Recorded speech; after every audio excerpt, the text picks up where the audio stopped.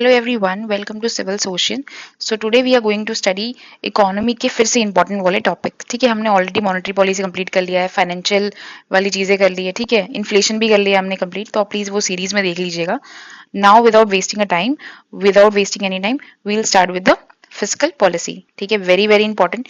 Physical policy कौन इसको launch करता है, कौन इसको इंप्लीमेंट करता है, कौन इसकी देखभाल करता है, तो वो गवर्नमेंट ऑफ इंडिया।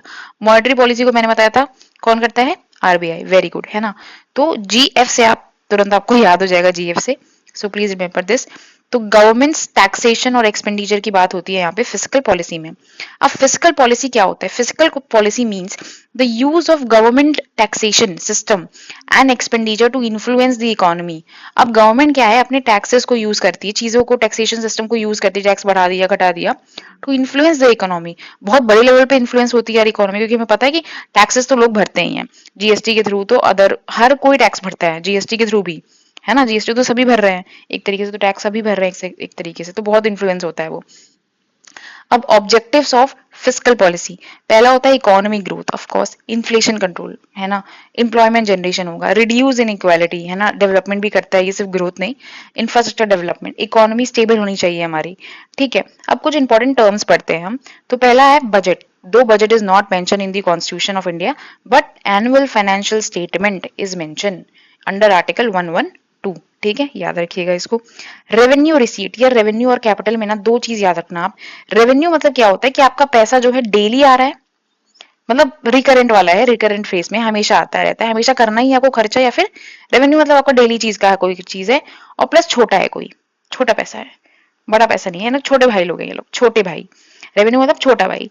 तो अब छोटे भाई में क्या क्या आ रहा है? टैक्स रेवेन्यू और नॉन टैक्स रेवेन्यू। तो टैक्स रेवेन्यू में यार सीधी सी बात है, टैक्स रेवेन्यू में क्या आएगा? Tax, income tax, corporate tax, GST. Non tax में डिविडेंड्स आएंगे, प्रॉफिट्स आएंगे, फीस आएगी, है ना, ये सब चीजें, रेमिटेंसेस आएंगे, ये सारी चीजें, छोटे मोटे चीजें, है ना। अब हम, तो ये रिसीट मतलब क्या होता है? कुछ कोई चीज आना, है ना, अंदर आना, मतलब कोई पैसे आ रहे हैं हमारे पास। अब आता है कैपिटल रिसीट। अब कैपिटल बड़ा भाई है, बड़े पैसे आएंगे, और ये कभी कभी कभी कभी ये पैसे कहीं निकालते हैं बड़े भाई लोग, तो वैसा वाला कॉन्सेप्ट है। तो यहाँ पे बोरोइंग से पैसे आएंगे, आईएमएफ से हमने पैसा लिया, बोरोइंग। डिसइन्वेस्टमेंट मतलब कोई पीएसयू जो है खराब चल रही है या फिर चल नहीं रही है, तो उसको हमने क्या किया? डिसइन्वेस्ट कर दिया भाई, किसी प्राइवेट पीपीपी कर दिया, ठीक है, वो सारी चीजें। और ये कैपिटल रिसीव मतलब पैसा आ रहा है, ठीक है, यहीं से आ रहा है। अब आता है रेवेन्यू एक्सपेंडिचर। रेवेन्यू आपका वही छोटा भाई, लेकिन खर्चा कर रहा है अब छोटा भाई। तो छोटा भाई कहाँ कहाँ खर्चा कर सकता है? छोटी चीजों में, सैलरीज में, सब्सिडीज में, इंटरेस्ट पेमेंट। अब इंटरेस्ट पेमेंट कहाँ से, क्या है भाई ये? इसका मतलब ये है कि आपने आईएमएफ से मैंने बोरिंग ली 100 करोड़ की, अब उसका इंटरेस्ट पेमेंट क्या है कि मुझे 2 लाख हर महीने देना पड़ेगा। तो यही है ना इंटरेस्ट पेमेंट, हमेशा जा रहा है और छोटा है, समझो बहुत दिमाग से, है ना। अब आते हैं नेक्स्ट पे, ठीक है। तो नेक्स्ट है फिस्कल डेफिसिट, है ना। डेफिसिट मतलब समथिंग विच इज लैकनेस, है ना, ये कमी है इसकी, डेफिसिट मतलब कमी। तो physical deficit total expenditure minus total receipt, है ना। तो टोटल एक्सपेंडिचर, मान लो मैंने जो है किसी, कोई कार मैंने खरीदी, और अच्छा छोड़ो कार तो, थोड़ा ये एग्जाम्पल हो जाएगा। टोटल एक्सपेंडिचर मेरा किसी चीज पे हुआ 100 रुपए, और मुझे वहां से पैसे मिल रहे हैं सिर्फ 70 रुपए, तो कितना मेरा डेफिसिट हुआ? फिजिकल डेफिसिट, समझ रहे हो। इसमें बोरोइंग जो है एक्सक्लूडेड रहती है। क्यों एक्सक्लूडेड रहती है?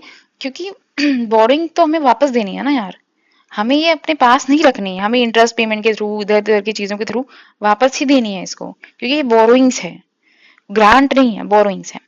अब रेवेन्यू डेफिसिट आ गया। रेवेन्यू डेफिसिट, रेवेन्यू एक्सपेंडिचर, छोटा मोटा पैसा खर्च करना, छोटा मोटा पैसा वापस देना, वही। ऐसे याद रखोगे तो इजी हो जाएगा, छोटा भाई वाला कॉन्सेप्ट। तो वही कि आपने मान लो जो है एक्सपेंडिचर किया किस पे, सैलरी पे एक्सपेंड, मैंने 100 रुपए जो है अपने गवर्नमेंट एम्प्लॉय को दिया, बट मुझे टैक्स कितना आ रहा है? 20 रुपए, घाटा कितने का हुआ? 80 का। तो वही 80 रेवेन्यू डेफिसिट हो गया हमारा। बस ऐसे याद करना छोटे मोटे एग्जांपल के साथ। अब आता है primary deficit. Primary deficit equals to physical deficit, अगर इसका डेफिनेशन पता है, माइनस इंटरेस्ट पेमेंट। यार हम ना इंटरेस्ट पेमेंट को इसमें नहीं गिनेंगे, क्योंकि इंटरेस्ट पेमेंट को तो हमें देना है ना, समझो इस बात को। तो बस इतना याद रखना कि हम इंटरेस्ट पेमेंट को नहीं गिनते इसमें, है ना, ऐसे। फिर आता है effective revenue deficit. Revenue deficit minus grants of the capital asset. Revenue deficit का फॉर्मूला तो आपको यहाँ से पता ही चल जाएगा। ग्रांट्स फॉर कैपिटल एसेट क्या होता है? अब देखो सारी चीजें जो हम भी पैसा, गवर्नमेंट पैसा खर्चा करती है, इसका मतलब ये नहीं कि वो डेट ही है, या मतलब ऐसा ही है, नहीं। कुछ चीजें गवर्नमेंट खर्चा करती है जो जनरेशन, जो मनी जनरेशन में काम आती है ना। जैसे नहीं, गवर्नमेंट ने पैसा दे दिया किसी स्टेट को कि भाई आप जो है फला इंफ्रास्ट्रक्चर बनाओ, और फिर वहां से जो पैसा आएगा वो तो मतलब वो पैसे की बात नहीं होती, डेवलपमेंट की बात है। मतलब गवर्नमेंट ने दे दिया स्कूल बनाने के लिए, है ना, पीएम श्री स्कूल मान लो, ग्रांट दे दिया मतलब स्टेट्स को।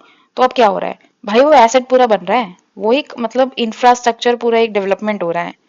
तो इसलिए उसको हम डेफिसिट में नहीं गिनेंगे, इसलिए हम उसको माइनस कर देते हैं। ठीक है, फिर आता है हमारा public debt. Again public debt, government की टोटल बोरिंग क्या होती है, वही होता है पब्लिक डेट, है ना, इतना उधार है बेसिकली। अब आपको पता होना चाहिए कि जो है ना गवर्नमेंट का जो इंटरनल डेट है वो ज्यादा है with comparison to the external debt. 90% है हमारा, उससे ज्यादा ही है मतलब इंटरनल डेट हमारा, क्योंकि स्टेट्स बहुत ज्यादा पैसा लेते हैं, तो इसकी वजह से इंटरनल डेट ज्यादा है। और जो हम बाहर से पैसा लेते हैं ना, आईएमएफ वगैरह, वो बहुत ही कम है, बहुत लो है जब हम कंपेयर करते हैं इससे। तो अब आती है subsidy. Subsidy is use for financial help from the government to the public, है ना, टू रिड्यूस दी प्राइसेस। तो हम क्या करते हैं, हम देते हैं 1 रुपए में 1 रुपए में राइस देते हैं, 2 रुपए में चावल देते हैं, ऐसे ऐसे हम चीजें करते हैं, है ना, रैशनलाइज करते हैं, एलपीजी देते हैं। तो आपने वो पढ़ा भी होगा, अंत्योदय अन्न योजना ऐसे करके, तो उसमें यही सब चीज सब्सिडी ही तो है ना वो। ठीक है, तो अब ये सारी चीजें देखना। अब देखो ये काउंटर साइक्लिक फिजिकल पॉलिसी, पहले आप जान लो साइक्लिक फिजिकल पॉलिसी, साइक्लिकल क्या होता है।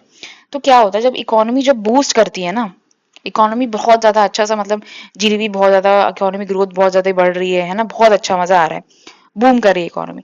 तो गवर्नमेंट क्या करती है, कई बार कहीं कहीं की गवर्नमेंट, कि वो ना और ज्यादा टैक्सेस को कम कर देती है ताकि लोग और खर्चा करें और मतलब इकोनॉमी ग्रोथ हो।